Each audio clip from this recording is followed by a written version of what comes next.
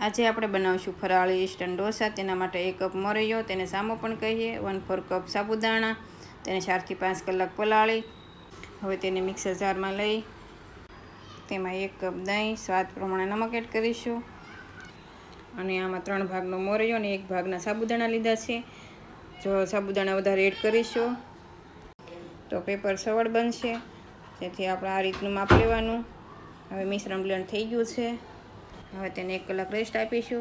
જો તમારી પાસે ટાઈમ હોય તો તમે 2 થી 3 કલાક પણ રહેવા દઈ શકો છો। હવે તેમાં અડધો સ્પૂન ઈનો અથવા બેકિંગ સોડા એડ કરી સારી રીતે ફેટી લઈએ અને આ રીતનું બેટર રાખવાનું। પેન મીડિયમ ગરમ થાય એટલે તેના પર બેટર સ્પ્રેડ કરીશું। તેના પર લાલ મરચું પાવડર, ધાણા, થોડું બટર એડ કરી પેપરને મીડિયમ ફ્લેમ પર રહેવા દઈશું, જેથી જે ક્રિસ્પી બનશે।